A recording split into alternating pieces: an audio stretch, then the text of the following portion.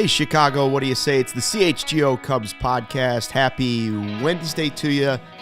It's November 1st. We're into November.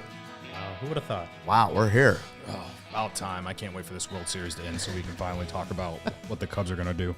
We're already doing that. Well, we've jumped the gun on that one. Well, I'm looking forward to the actual rumors coming out instead of us coming up with random shit like Vladimir Guerrero and whatever. You know. You think that was random? That was. I mean, it was. Okay, it was random. But it was a wild thought Wednesday. I will say it was a great idea. And if it does happen, we will definitely be reclipping it and claiming that we had sources inside that we broke the story. We broke the story. Absolutely. Don't let the facts get in the way of a good story. That's the motto here. We will break that. We will be the ones who claim that if it happens. Luke Stuckmeyer, Ryan Herrera, Cody Delmendo with you. Ryan's back. Feeling better? Feeling better. All right, we're all here. We're ready to go.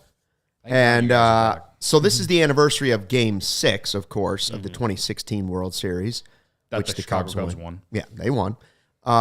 We have the Rangers up 3-1, which means you're going to win the series. When you're up 3-1, right? It always happens. Oh, wait a minute. Oh, wait. Not always. Wait a minute. There was a team that overcame 3-1 in the World Series. I think it happened in 2016. I don't remember what happened. What happened? They're saying the Chicago Cubs won. Oh, okay. Yeah. So don't go counting your chickens just yet, Texas Rangers. But it does look like the Rangers are going to win the World Series. I mean, they had Scherzer and Garcia announced as they're out for the rest of the World Series, and then they went up and throttled the Diamondbacks. Throttled them. Yeah. I feel like that would have been a gut punch, but like resilient teams obviously can do it. And, you know, they have a really, really good team outside of him. So it's like, I mean, you rally around a guy at that point. You can't really do anything about it, you know? It is setting up to be kind of like how the Cubs came back in 16 because they do have Zach Gallen tonight. And he hasn't been very good his last 3 starts, which means he's due. And I would just love to be able to send the tweet of the Cardinals traded him again one more time. I would love to be able to send that tweet one more time. So I am rooting for the Diamondbacks to win tonight so they can prolong this. But I mean, yesterday or last night, the Diamondbacks, it was a bullpen day for them. Like they started Mantiply, I think his last name is, and he went through 1 inning and then they brought in another guy, and it fell apart. Corey Seager is setting himself up to be like the World Series MVP. Was it 2 5-run innings back to back, like second yeah, or third something inning like or whatever, that. third Yeah, or fourth? so it was over. I turned it on and was like, well, I don't need to watch this. Well, as soon as Corey Seager hit the homer and I won my bet, I was like, well, I guess I don't really care what's going on anymore. So there was a lot of sports last night. I was watching MACtion. I was watching a little NBA. I was watching the World Series. Like, don't laugh. MACtion is some of the greatest football you ever watch. Nothing like Tuesday night football. MACtion is fun. And I won that bet too. So yeah, I was like, I just go back. I was wondering how losing Adolis Garcia was gonna affect the Rangers and Scherzer. Well, even though he probably wouldn't have pitched. Scherzer probably wouldn't have pitched till like a game 7 or something like that. Maybe, yeah. But losing like Garcia, who'd been the lifeblood of the team basically the entire playoffs, especially in that ALCS, right? Yeah. Like that was their guy. Even though Corey Seager has been really awesome Simeon too. has turned it on too. Simeon's turned it on this World Series, but like Adolis Garcia was the heart of that team in the playoffs. So like losing him, I was like, oh man, like how's that going to affect them? Mm-hmm. And yeah, like you guys said, they came out and just dominated right away, throttled them. Is that what you said? Throttled. I do want to bring this up because this is related to Game 6 of the 2016 World Series. And I kind of tweeted. Well, I didn't tweet or compare the situations, but Bruce Bochy brought in his closer up 6 runs in the 9th inning yesterday. And you're still mad at Maddon? I've never been mad at Maddon about it. All I'm saying is if there is one move to critique, in my opinion at least, it's not even from Game 7. It is from Game 6 when you were up all those runs and you used Aroldis Chapman, in which probably led to what happened in the 8th inning in Game 7. To me, that is the biggest mistake that Joe Maddon made. Yeah. You know what I mean? Here's my thing. I don't understand why after they won the World Series everybody still wants to go after Joe Maddon for stuff. I don't understand why we're 7 years. It was 108 years. I don't understand. He got him there. He was the only guy that was going to get him there. He got him there, and he won it. I don't understand why we're 7 years later and we're still rehashing it. Not like specifically us, but just like. And I'm not mad. I'm not mad at Cody. I'm just saying, like 108 years. The reason he did it is 108 years. Like you saw the Diamondbacks start creeping back in that a little bit, and I was like, oh man. Because it's devastating if you lose it. Can you imagine if he took Chapman out of that game and all of a sudden whoever came in got lit up and all of a sudden you're like, well, why did you take Chapman out and you cost us our one chance of winning a World Series for the first time in 100? You can't. Yeah. He wanted to get them there. I understand that. And I agree that maybe I would have been leery of bringing him in Game 7, but it's Game 7. And that's why you traded for the guy. Well, I wasn't mad that they brought him in Game 7. It was more about him coming in Game 6. Yeah. You know? Well, I agree, but I think there's that other side where it's like, kind of what we talked about with the Cubs this year is like, could you trust that entire bullpen? No. And now you're every single game is a must-win game. Who are you going to go with in your must-win games? You know? As good as the pitching was for the Cubs in 2016, the bullpen wasn't very deep. Yeah, it was like playoff run. Exactly. It was like Carl Edwards Jr., Mike Montgomery. Yeah, and Aroldis Chapman. It was Chapman. Pedro Strop was hurt, I believe, and Hector Rondon kind of trended down. He hadn't been a guy. I think he was also hurt. Yeah. So that's why John Lester came in Game 7, and Arrieta was, I think, warming up. He was sitting in the bullpen for sure. I know that. So I will always be able to understand the decisions behind doing what he did. But to me, if you want to sit here 7 years later and critique what he did, to me, that is the biggest mistake because it started a domino effect of how Game 7 went. Thank God they won the game. That's all I will ever say. And if it makes anyone feel better, the whole reason I brought it up to make people somewhat feel better about it is that Bruce Bochy brought in his closer up 6 runs in the 9th inning. Because he saw how it worked for Joe Maddon and the Cubs. That was also the 6 RBI game for Addison Russell, which nobody ever wants to talk about Addison Russell anymore because the Cubs only have, holy players on All Saints Day today. Please, let's remember that the Cubs only have guys that do things the right way. And lest we forget that Addison Russell had a grand slam and 6 RBIs in Game 6, and that's how you got to Game 7. So yeah. I will say this about Addison Russell. He had a great game. He had a great game. He had a great game. And I will say this about Addison Russell now. It seems like he is matured based off social media. He's still with the woman that he married after his whole debacle with his ex-wife. Like, it seems like he is matured. And hopefully. The only thing that really leaves me disappointed about the whole Addison Russell scenario is just the fact that he never lived up to Barry Larkin, like the comp. Like, that was the comp. Right. It was Barry Larkin. So it's not the stuff off the field. I don't think any of that stuff happens if he just played better. You know what I mean? Right. So, obviously the stuff off the field was bad. I'm just saying that, like, I'm someone who's willing to. I'm not saying give a guy another chance because he got plenty of chances from the Cubs because they kept him. But I'm happy to see in his later, like down the road now, it seems like he has gotten his life together. Hopefully, there are worse people in the world off the field. Be a better version of yourself the next day. Yeah, if you can. That's a goal. Game 6 is where he did have a great Game 6. Yeah. He had a great game 7 years ago. Well, Luke had to bring up the whole we don't want to talk about him. I'm just being real about how I feel about him now. I know. All right. Hey, by the way, we have exciting news here at CHGO, which our bigger parent company is ALLCITY. So ALLCITY, we have CHGO, but of course we weren't the first one. DNVR was first, then PHNX, then we came along, CHGO. Now, what is it? PHLY? PHLY. PHLY's up. That's Philadelphia. That's Philly, yeah. You couldn't put that together. And now, ALLCITY National. Now we're starting national shows. There we go. Yeah. So football, they're saving the best for last. Yeah, football shows already started. I saw Gary Ross was in Twitter today. Well, what about the baseball one? Because they announced the basketball one, the hockey one. We met some of those guys last week.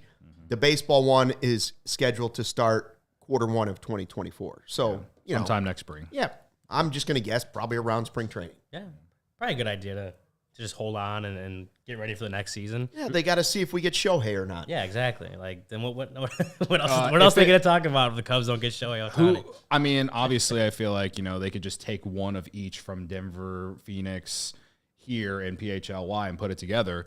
But if it was up to us, who's one person with a national name that they should go after? Yeah, because Brian Baldinger's a national guy, and they've got him doing the NFL, a national name. Besides you, and besides us, and besides anyone else in any of the local area, local situation. And it's someone that's going to do it full time, or like, hey, this is full time, or maybe 2 full-time jobs. Like Jeff Passan would be cool. That'd be fun. Jeff Passan would be fun. Jeff Passan would be a good one. Ken Rosenthal. Who would be? Ken Rosenthal would be a good one.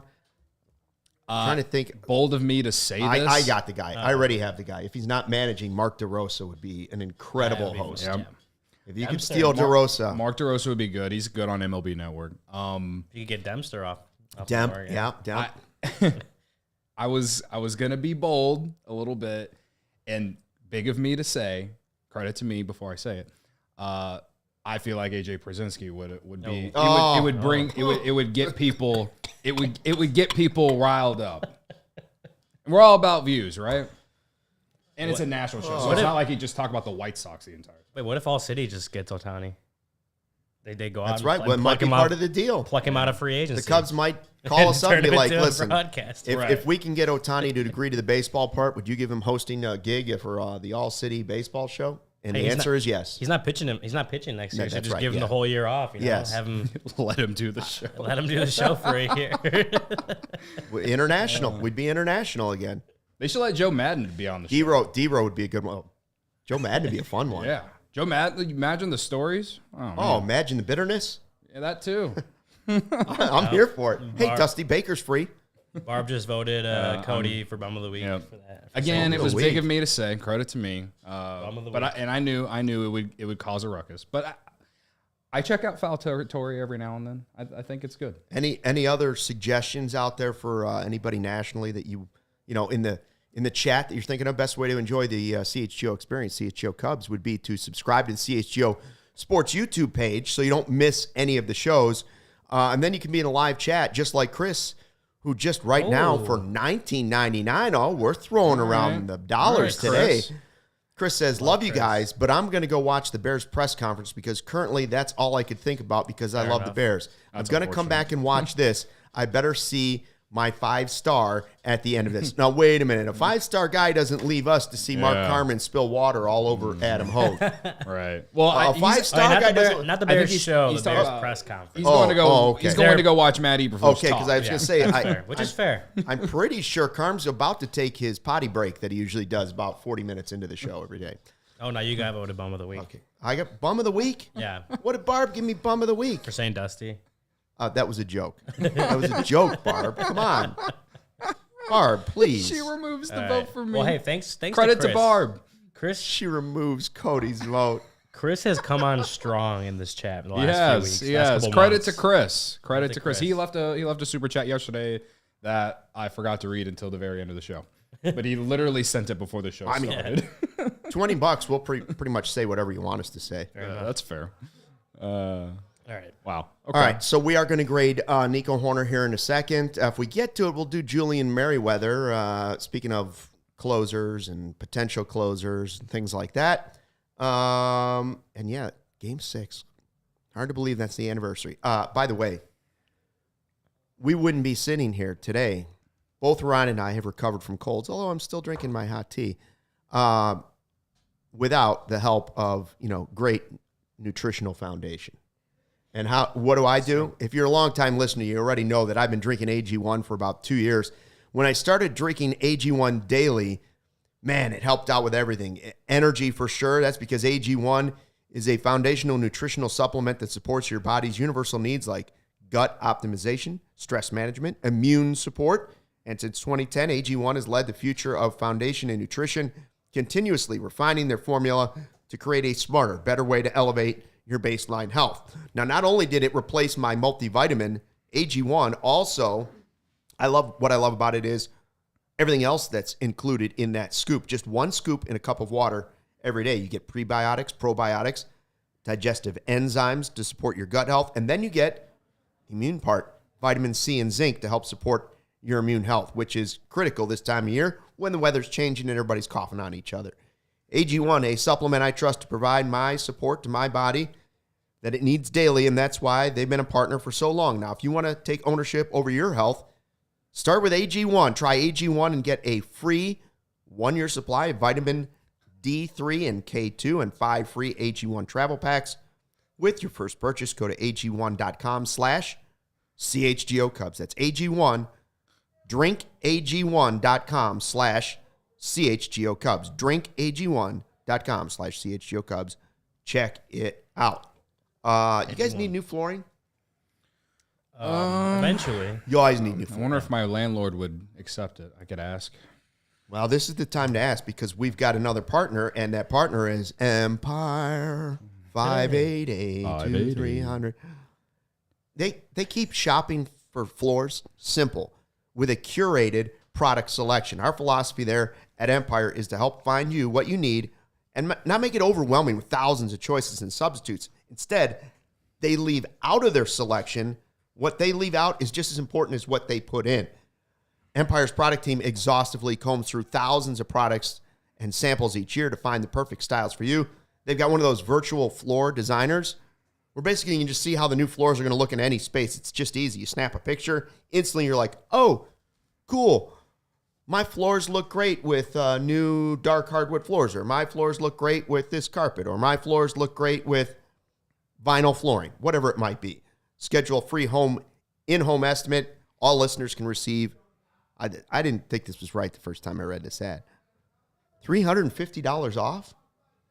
Can't really. Do we have a better deal than that? I haven't heard of You're one. not. Well, you're not going to find one. Yeah, $350 off. That's the discount you get when you use the promo code CHGO. Restrictions apply. See empiretoday.com/CHGO for details. Don't forget the promo code. $350 off is no joke. Cody, what's your landlord waiting for? Yeah. I know. Tell him. As soon as you tell him $350, Yeah, broski, I can get you $350 off. Yeah, I mean, Do you call your landlord broski? I do. My Chicago apartment is older. I don't even have like heaters. I have radiators. Yep. So Right, like wow. the floor could be updated. Well, hardwood floors would dry out there, so maybe get the vinyl flooring. There's going to be less contraction during the winter when everything dries out. He's going to my apartment today to take the AC units out. I'll let him know. That's what I would tell him. Beautiful vinyl flooring. You see these Looks floors, just like real they wood. can get better. Oh, Hey, and more durable. and cheaper. And cheaper.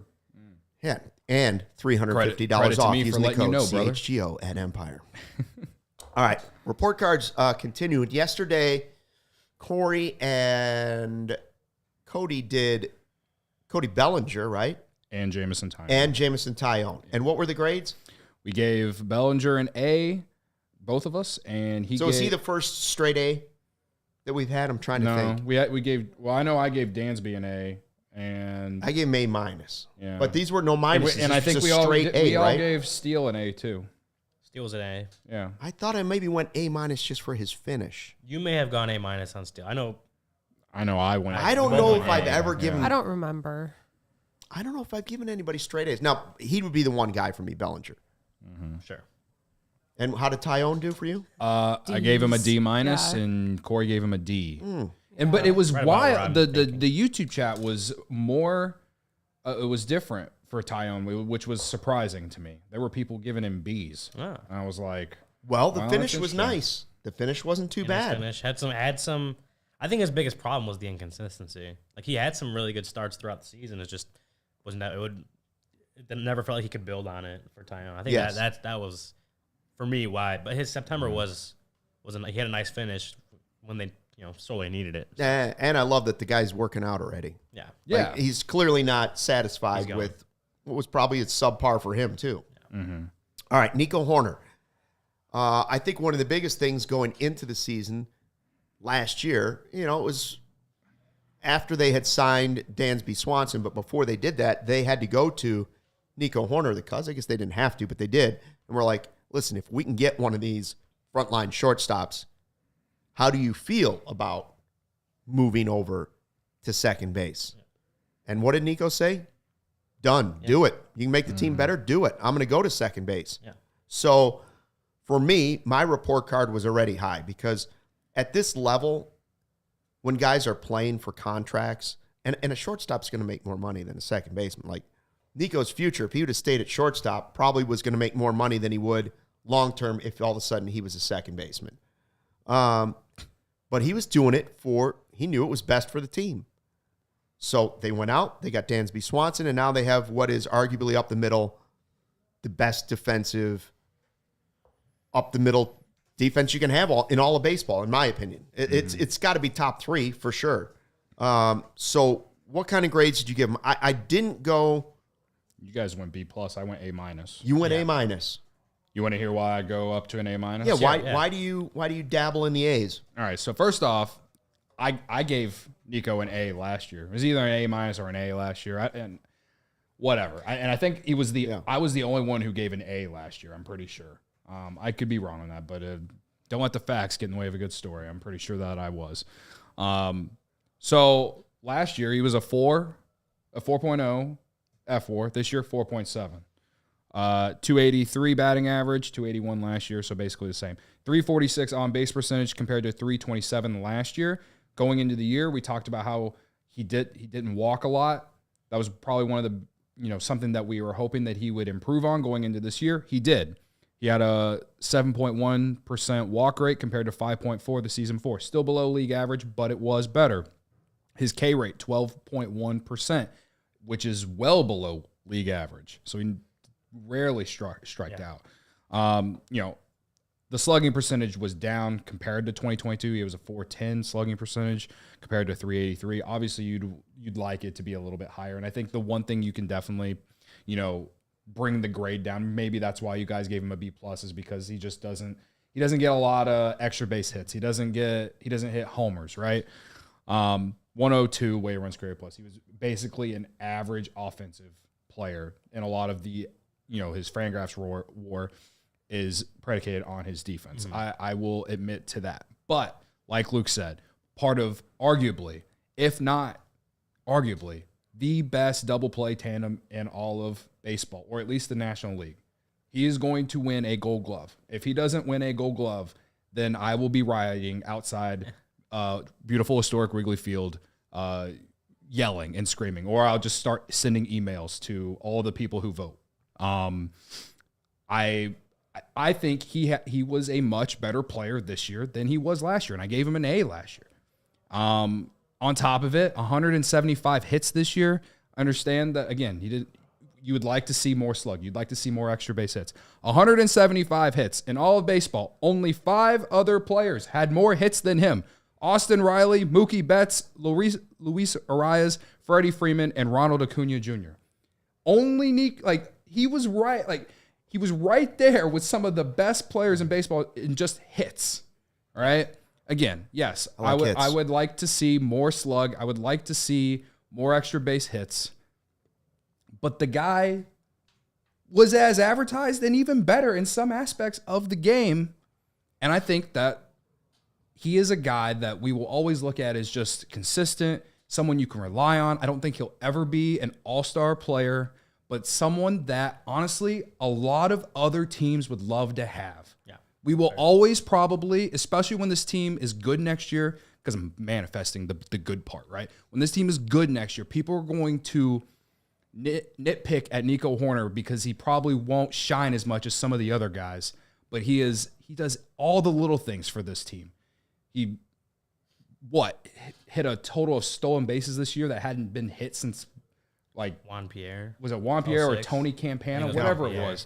43 stolen bases, first among any second baseman in all of baseball. Right. So no second baseman around the whole league, American League or National League, stole more bases. Right. So to me, again, he was better than last year. To me, that means that he's at least getting an A-, just because my one knock is I'd like to see a little bit more slug. And what I mean by slug is I'd like to see more doubles. I'd like to see more line drives into the gaps because defensively, he's as good as any second baseman in baseball. He does everything that the team asks him to do. He's kind of turned into a somewhat of a leader in the locker room, I feel. And like, I just feel like he's a guy that people will underappreciate moving forward. They might already. Yeah. We might already. Do you think we're wrong? Has Cody convinced you to change it to A-? I think I'm going to leave it as where I have. He made some improvement. I think the biggest thing that you talked about was just the power numbers. I didn't see like I don't know if it was regression, so to speak, but just like there was no like major improvements in it. Like his isolated power was down, slugging percentage was down. He hit less home runs and more plate appearances this year, which, you know, that's not the be all end all, because there is one thing to be said about the fact that was it 6th total in Major League Baseball in hits. What Nico did very well, I thought, this year was, even if he didn't hit a double into the gap, he did, you know, he would get a single, and then very often he'd steal second base, so it would turn into basically an extra base hit. I think he did that very well. I do think if he just was able to improve on the power, because we did see a pretty solid improvement in 2022 in the power numbers, and I thought we thought it could lead into like the 15 to 20 homer range, higher slug, and whatever. That didn't manifest this year. Not to say that it can't, right? He's still pretty young. He's younger than me, so I like to think he's still young. But he's well younger than me. Yeah, like offensively, I think that the old man Ryan Herrera over there. I think the base running stuff, we saw a big improvement. I think part of that was the rule changes. I think helped for sure. But him just being more aggressive, timely on stolen base attempts, whatever it is. I think him showing improvement in that sense of the offense. I think that was great to see. Again, I said the slugging percentages or just like the overall power numbers not having a major improvement there kind of dinged him for me. You know what? I am wrong. I'm going A-. You are going A-. Oh, that's it. One other thing. Credit Cody to me for convincing him. One other thing that Cody didn't mention that I liked to see this year, he played 150 games. This is Nico Hoerner that we talked about in the past, who just could never stay healthy. Even last year, he didn't miss a ton of time, but he still missed. He only played 135 games in 2022. He played 150 games this year. I think he had like one. Did he have a stint on the IL? Like, am I misremembering? He had one like early in like May, right? Yeah, like one minimal stint. It was a hamstring thing too, in which we were all really worried. That's about. Right, but it wasn't a umpire running. I don't remember exactly what it was. Wasn't the umpire running into this time. Outside of that, he played 150 games. He had 688 plate appearances. Like that's, a guy going into his prime. The guy gets a new deal from. He gets the extension, buys out the arbitration years, a year of free agency, and he comes out and he was reliable enough to be on the field for 150 games and do all this other stuff. I think I undervalued the base running until I really looked at the numbers and saw how his base running score exploded. Which base running score is like it's a stat on Fangraphs. If you look at it, I think only Corbin Carroll in the Major League Baseball among qualified major leaguers had a better score. And Corbin Carroll's pretty good at base running. So, like, I think I undervalued that when I made my grade. And, defensively, like, I didn't give huge, like, I didn't give a huge boost to him defensively because I think we knew, based on what he did last year at shortstop, based on the fact that he's previously a Gold Glove finalist at second base. Like, I think we kind of expected him to be very good at defense. But obviously, he was very good at defense this year. He's a Gold Glove finalist for a reason. He was great there. He has a very strong argument to win it. Yeah, I think I was wrong. I think I undervalued some of the things that when I took a look at the numbers, they were better than even I kind of thought the first time I looked at them. So yeah, I'm going to bump my grade to an A-. It wasn't a complete A. I do want to see the power numbers improve more. Me too. Like I do want that. I think that's a major thing that dinged him for me. But I think like a low A-, or like a 90.3% is what I'd give Nico Hoerner. I think start giving everyone an A just to like trigger Godfather. It's not the power of peer pressure; it's the power of persuasion. Cody made a good case. Now Ryan's made a good case. The Godfather's saying, "Here we go, A's across the board. Here we go again." Earlier he said, "If we give just more A's and B's, we don't need to fix anything this offseason." That's part of the problem with this season. is that there were a lot of really good individual performances. For sure. And they didn't add up to a playoff team. That's the problem. Mm-hmm. And the way that Godfather, at least it's the way that he's coming off and how he comments in the chat. Yesterday he gave Bellinger a B+ because he didn't carry the team to the playoffs. See, I can't go with anything but an A. But to me, it's like in baseball, it takes more than just one guy. Like you have to have everything going right. That's how the Diamondbacks are in the World Series right now because they don't have any superstar caliber players. Maybe Corbin Carroll is going to be a superstar one day. Yeah. He was a rookie this year. They had insane overperformance from so many other dudes and that's why they're there. But the point is that they've had contributions all throughout their lineup and they had good pitching and their bullpen showed up at the right time. Like the Cubs, they were one game away from making the playoffs. They should have made the playoffs easily, and we all know that, and I could sit here and complain about some more, but I think when you do the grades and stuff, the way I think all three of us are looking at it is more individually. Like how did they do? Did they improve from last year in certain aspects?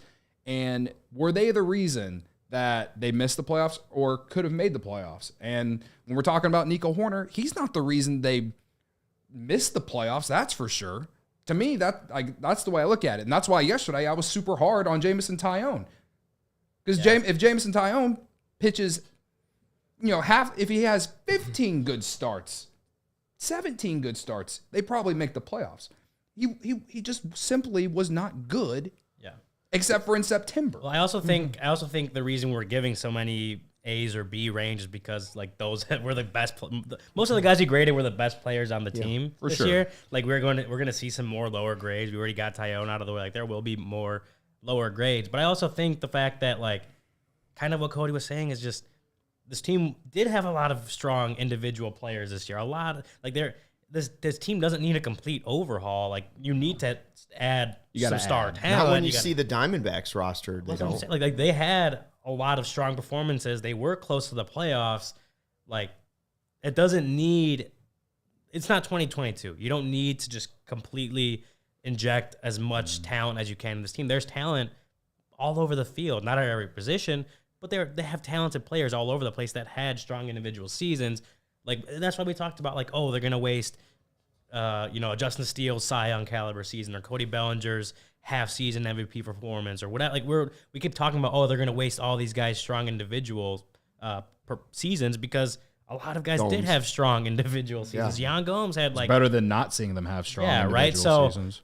So don't worry, we're going to delete this part from the internet so Tom Ricketts doesn't hear it. Yeah. So I don't. Yeah. I don't. This segment will be deleted from the internet. Yeah. So I think just what I'm trying to say is they had A's and B's for a lot of the guys they needed to have A's and B's.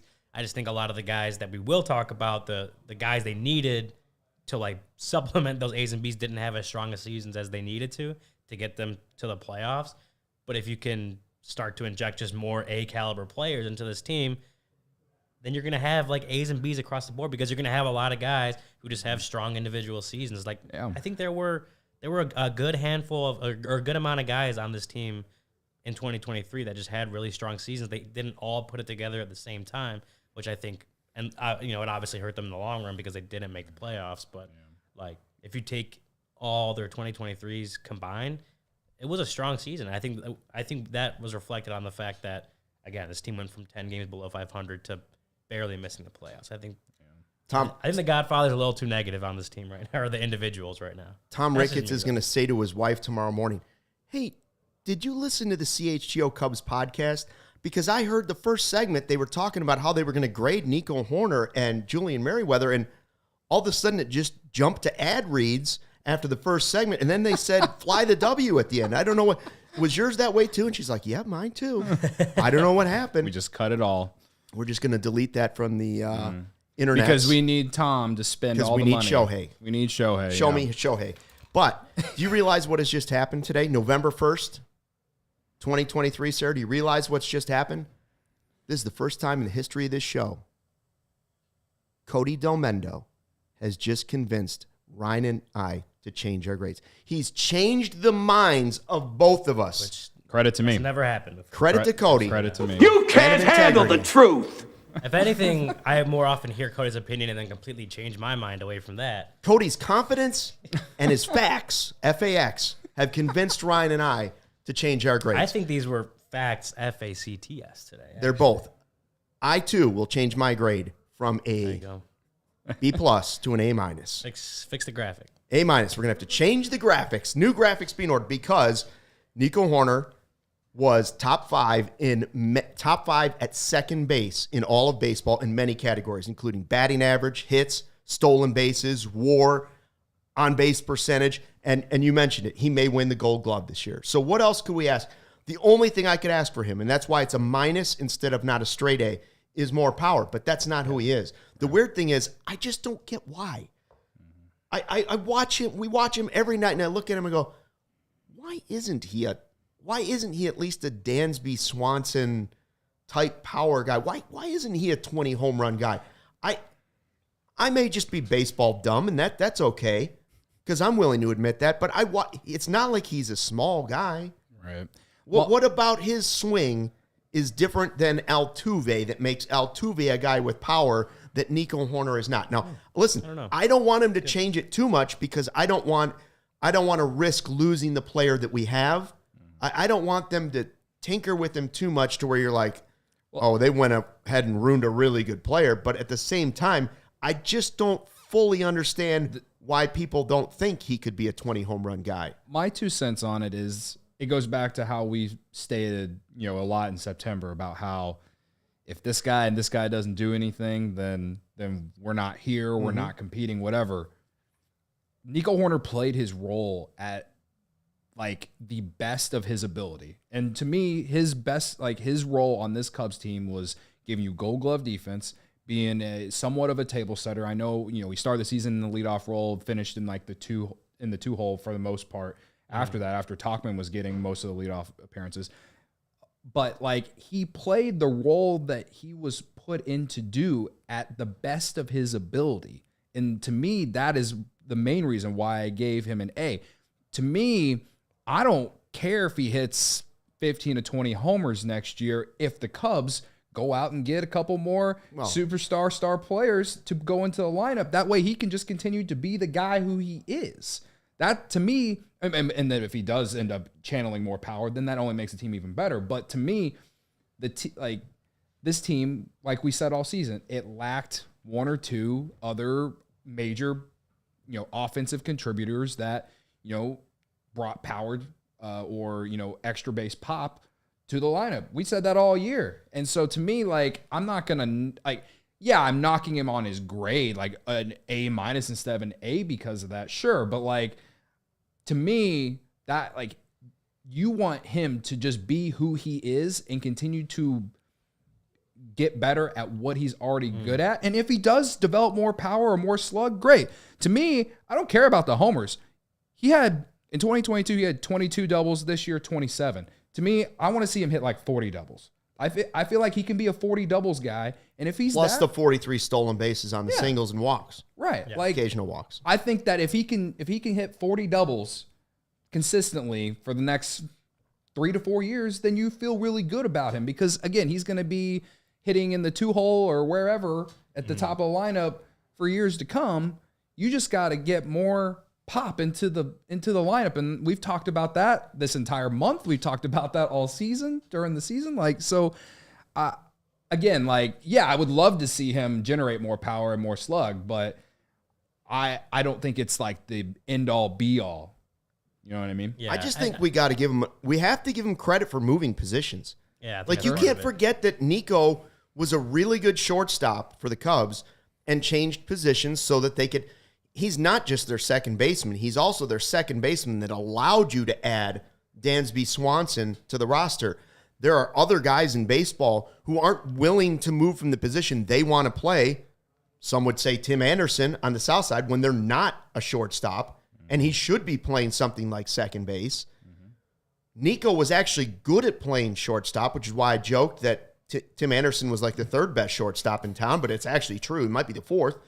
And so now behind Nick Madrigal. Yeah, behind Nick Madrigal. Right. And now you look at it and you say, well, wait a minute. He's not just a great second baseman. He's also a great shortstop who allowed us to add another great shortstop. He's got to get credit for that part. Now, in real life, nobody should get credit for that. Like, if somebody can improve something and it gets better, great. But this was in the egos that are involved in Major League Baseball and professional sports. For a guy at a peak age who hasn't been paid, at that point, the big money yet, he was willing to say, if you can make the team better, I'm willing to lower my value on the market to make this team better. And he was rewarded with a deal, by the way. Yeah. I they think bought that's out the arbitration years, yeah. whatever. You wish it would have been a little bit longer, but Yeah, that's what I'm saying. Like, just when I think there's more to his numbers, his raw numbers, than like we gave credit for. Yeah. I think the main thing I said was like just the base running, right? The improvements on there. When you can turn a single into a double just by stealing the next base, and he did that a lot. I think that is a lot of value that you don't, like, you're not looking at like the Fangraphs stats don't specifically tell you that, but if you watched him all season, you knew he did that a lot. Or he would take first to third on another single consistently, right? Like, or even his doubles that weren't into the gaps, he would, a guy would be pulled off from, he'd be going sideways, and Nico would take second base. I know that hurt him a couple times. I don't remember specifically one game, but once that he hit, one down the right field line in the ninth inning that ended up costing him when he got thrown out at second. Like, that hurt him a couple times, but the consistent aggressiveness on the base pass for him was absolutely like huge for this team in terms of like they needed a lot of aggressiveness on the base pass because they weren't this. They put up a lot of runs, but they weren't this like otherworldly slugging home run type team. Right. So I think when I just kind of looked a little deeper in the numbers after you talked, I'm like, you know what? There were definitely things that I wasn't considering that he improved on or just was really good at or was continued to be really good at that don't always show up on stat sheets like this. But like if you watch, that he was better than – he may not have been better at the plate than a 102 WRC plus, but everything he did maybe outside of just on the plate, on the base pass, whatever, was like, okay, but he was still a strong offensive contributor. Outside of that specific everything number. he did made the Cubs a better team. Yeah. Right. And that's kind of what I was saying. Got to give him an A. I changed a lot my of mind. things. A-. I guess outside of like the more extra base hits, I'd like to see the walk rate continue to rise. I'd like to see it at least get to league average, which is around 8%. So he's creeping up. He's getting up there. If he can have an on base percentage around 360, like that changes to me. That changes our look on him a ton. 346 is fine, but if you get up above 350 and have the abilities that he has when he gets on base, you got yourself a hell of a player. Yeah. So I'm very passionate about him and his position in general because I do think a lot of people undervalue him. And again, I don't think he's ever going to be an all-star player. He would have to really jump up in the power numbers, I think, for him to get voted to the all-star team because he just doesn't – he's not flashy, just goes out there and does his job type guy, hard hat, lunch pail. But he does so many little things on both sides of the diamond that I feel like a casual fan doesn't always notice. I'm trying to come up with a comp for him to a former Cubs player, and I can't. Like, what Cubs player is similar to that? Guy that did the little things really, really well, maybe wasn't an all-star, was fringe all-star. Ben Zobrist, even though he was an all-star. Zobrist was there. But, like, Ben Zobrist is a better hitter than Nico Hoerner, or he was a better hitter than Nico Hoerner. Yes. So, like, I don't know if I have. But Ben Zobrist did a lot of the little things, though. He's not done. He's not done yet, but I'm curious if anybody can think of somebody out there. Well, I just don't have. I can't think of it on the top of my head. Yeah, I was thinking DeRosa, but DeRosa had more power. Yeah. I can't think of anyone off the top of my head, but maybe that's a good thing. He's a better player than Terrio and some of the like. He's a strong player for this team. He's better than Darwin Barney for sure, Barb. Yeah. Better than Fontenot too. Aram had more like. These guys just don't. It's hard to put a comp on him, but I don't think that's necessarily a bad thing. Think of that. We're gonna come up with one day. I can't really get one. Cody, tell us about Soul Savvy, because that is a great new partnership we have. Oh man, Soul Savvy! Don't miss out on the biggest sneaker drops and download the Soul Savvy Drops app, guys. I downloaded it, and man, it has changed my sneakerhead life. All right, the Drops by Soul Savvy app makes it easy to keep up with all the latest news, releases, raffles, and sales in the sneaker world. It is your one-stop shop for everything sneakers. Never miss a release again. You'll get instantly notified whenever your size is available. Your size, not just whatever shoe it is. If your size is available in whatever shoe that you're interested in, they will let you know. They have a free raffle management. Keep track of all the raffles that happen in sneakers with our raffle tracker, and the calendar. It's an accurate release calendar that will keep you updated on releases that are upcoming. There's one that I'm really excited about. I'll tell you here in a second. Whether you are a casual buyer or an all-out sneakerhead, Soul Savvy has something for you with 3 different levels. The basic version, which is free, and then Mobile Plus or Premium. I am subscribed to Premium, and it changed my life. We got their next big drop is coming up this Saturday, November 4th. The Air Jordan Reimagined Royal. I tweeted about this last week.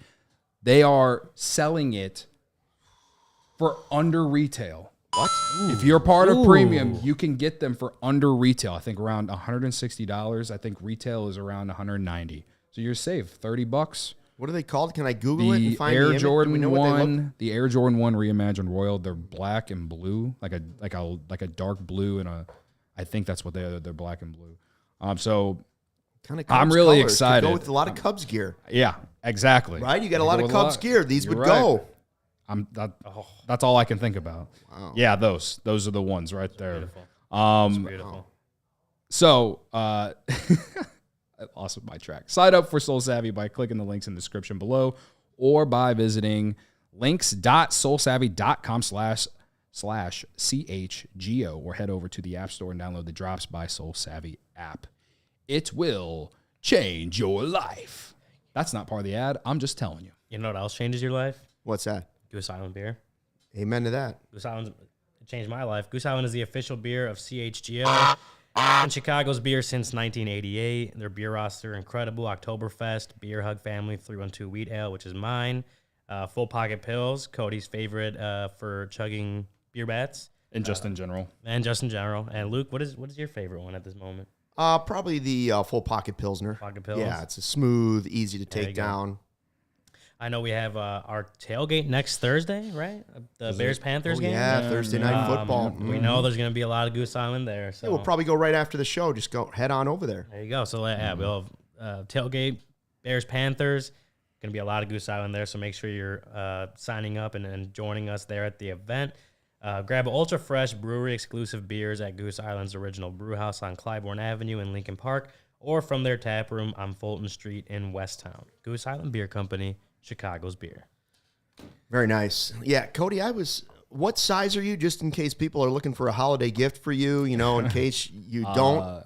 11.5. See, 11.5. Okay, there you go. So if you're looking for a holiday gift for Cody, 11.5, need like the blue on black at Soul Savvy. All right, you want to do grading Julian Merryweather before we get out of here? Sure. Should we tackle that? Craig, I can't compare Nico to Ryan Sandberg because of he's a Hall of Famer. The MVP season, the Hall of Fame thing, and the Gold Gloves and all of it. He did say it was less slugging. Well, yeah, but a lot less stuff. Lot less slugging. What about is the defense comparable though? Yeah, maybe doesn't make the spectacular plays, but makes the plays.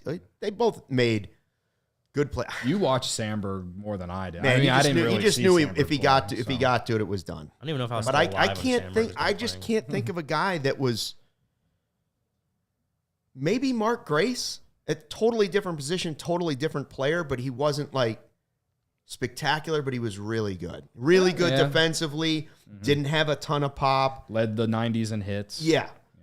So although a totally different type of player at a totally different position, output-wise, maybe it's more Mark Grace than it is Rhino. I don't know. Just from that era. I more recent history, I just can't think of a player that's even kind of close to that. No. Yeah, I'm not sure. All right. Julian Merryweather. We made this up like a week ago and we didn't use it. I don't remember what grade it gave. Sure enough, we all gave him A's. There you go. Coladas have expected that. Colada would have guessed this. Colada's going to be At least I went A-. Cody, you want to tell us why you went straight A on Julian Merryweather's season? Well, he had career highs in everything, essentially. He was a guy that the Cubs picked up off of waivers, and they turned into not only just an average reliever, but into a eighth inning setup man. That they eventually had to use as a closer while ALLCITY was out, and honestly, he was pretty good in it, or pretty good into the role until it got to a point where he was just being overused like everyone else was being overused because that's just, we all know the story how the season. Jay Andrews, what? You can argue Julian Merryweather was the best reliever in the Cubs bullpen this year outside of Albert Alzolay, and maybe you can say Albert Alzolay was better just because he was the closer and he had more saves than anyone else in the second half, whatever. He still missed a month. Julian Merryweather was healthy all season. I don't understand how anyone could go under an A for Julian Merryweather. His first two appearances in April, okay, not great. What happened? He was literally transformed after that. They made him do a bunch of, low leverage situations. And they got him right. And by June, this guy was shoving it down people's throats when he came into the game. Hell, by May, he was shoving it down people's throats whenever he came into the game. He was a major part of the Cubs bullpen. And on top of it, they found a guy who can throw upper 90s and sometimes hit 100 miles per hour, which was something that we talked about for years that the Cubs didn't have. Again, they picked him up. He was better than Quas. There's no doubt. Picked him up off waivers. All right, career high in innings pitched, 72. He pitched in 69 games. Nice. That's more than any season he's ever pitched in the major leagues. A 3.38 earned run average, 3.63 expected ERA, 3.52 FIP, 40% ground ball rate. The strikeouts per nine is a career high, 12.25 for a reliever. You take that from anyone. I think I'm just emphasizing again that this guy was a waiver. It wasn't like they went and paid this guy a ton of money. Whether you're here watching for the Cubs or if you're just another fan that somehow found the show and you're watching this right now, anytime your team can find a guy like they found Julian Merryweather, stick him in the lab, and then get him to do what he did this year, you take that and run. He was incredible this year. Yeah, I went A-, and I think I don't know. I think part of that was just if he was. I think he was maybe their most important reliever, right? Just the way, because I think you had to get to Alzolay. People soured on his first outing. That first time he pitched against Milwaukee on April 2nd, he gave up 5 earned runs in 2/3 of an inning. Obviously, it wasn't great, right? And that in itself will hurt. First impression. A little bit. First impression. People hated him for so long. Michael Cerami brought that up a lot with Ian Happ when we had him on the show last week about first impression. First impression. But here, if you just take that first one out, start from April 4th, his second outing of the year, go through until the All-Star break, he had a 2.19 ERA, a 2.74 FIP. You want to extend that a little bit longer, go to August 30th, he had a 2.58 ERA and a 3.02 FIP. You want to go a little further out, September 16th, I mean, he had a 2.44 ERA for was that 4 months almost? I don't even know how long that. April 4th to September 16th, he had a 2.44 ERA. The opponents had a 1.99 batting average against him. He was their most important reliever for a large majority of the season. Maybe, obviously Albert Alzolay was the closer, right? And I talked about it when we graded him. He closed 22 out of his first 23 save opportunities. He was obviously very important in the back end. Merryweather had to kind of maneuver roles a little bit during the season while everyone on the Cubs was kind of figuring out their roles in the bullpen. I don't know how you give. I'm seeing C pluses and C's right now in the chat for Julian Merryweather. Well, people Godfather and Jay Andrews say B. It's insane. Credit to the Godfather for at least giving him a B. he had a 32.3% strikeout rate and 11.9% walk rate. That's a really good numbers. I don't think he wasn't a dominant he wasn't an absolutely dominant reliever by any means, or otherwise he would have been the closer and probably would have been a really good one.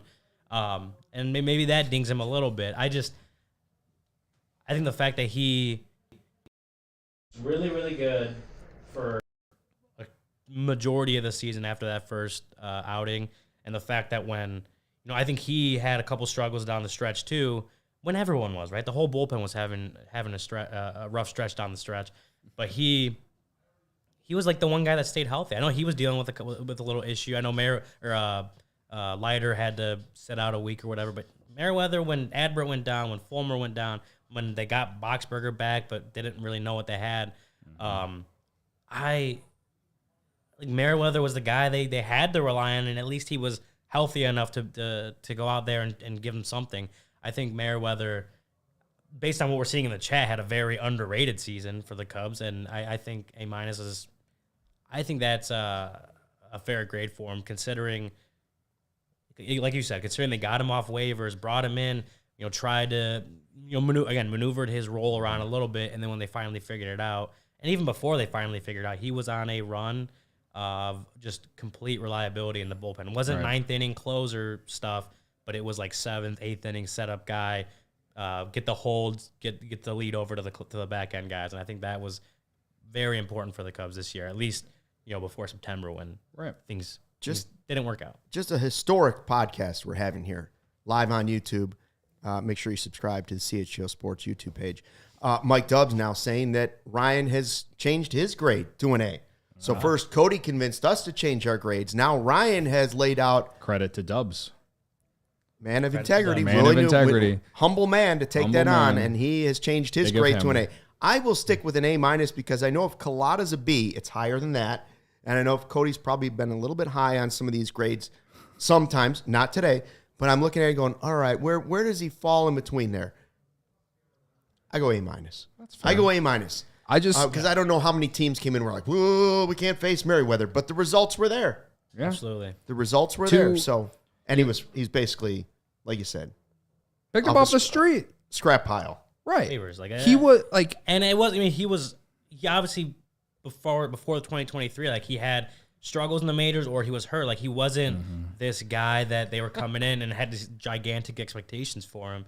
But I'm like, and I'm not gonna lie. Like after that first one, I'm like, man, I don't know how this guy's gonna work out. But I love the fact that he could hit triple digits because they don't have that. Yeah, they didn't have that he could do that. His slider was nice. Like he had good stuff. And after that first one, I'm like, we'll see if they can get it. He very quickly got into a solid role and just solid routine and solid run of consistency that stretched for months. And I don't know what people are seeing that makes it a C+ in their mind or even a B. Well, they just remember the first game. I think it was. Yeah. I think he had a very, very good season that the Cubs needed out of the bullpen. And I graded him higher than I graded Alzolay. And I thought Alzolay had a big improved season. I think I gave Alzolay somewhere between a B and a B+ from my memory. But he also got hurt, and that dinged him for me. And, he's a closer, so there's higher reasons to dink a guy if things don't go well. And I mean, his September, unfortunately, was a big part of why I gave him lower than an A-. So I reserve the right to change my grade tomorrow if I want to. Okay. Are you gonna dig into the numbers all night tonight? I am not. I'm not gonna spend any more time on it. I just want to mention this. Last season with the Blue Jays, 26 games, 26.2 innings pitched, a 6.75 earned run average, a 4.35 FIP, 4.49 expected ERA. These are awful numbers that he had with the Blue Jays. All right. The Cubs brought this guy in and they turned him into a high leverage reliever. What's his contract situation, Merryweather? Under control? He's under control for another year or two. Amount of time. Let me take a look. Keep going. I'll take a look and bring it in. For a 31-year-old reliever who no one got excited when the Cubs signed him or brought him in. Everyone was just like, Ricketts cheap. It's like, credit to the front office on this one. I said they identified a guy. Yeah, I said this yesterday. Credit to the front office for giving Cody Bellinger the chance and thinking that they can get him back on track. That's one that they deserve credit for. And then also, let's sit here and complain about the whole thing with Jameson Taillon, right? Like they've had good ones and they've had bad ones and mid ones. I would say that Merryweather was an absolute home run. Yeah. And he's not, I mean, he's 32 years old, so he's not like this young guy that they're going to count on for years and years to come. Like, I don't know what to expect out of him moving forward. I just think if we're talking about 2023 individually, which is what we're doing with these grades, it was an A- season. I mean, it was a great season for him. Wasn't perfect, wasn't 100% dominant the entire time, but he had a great year.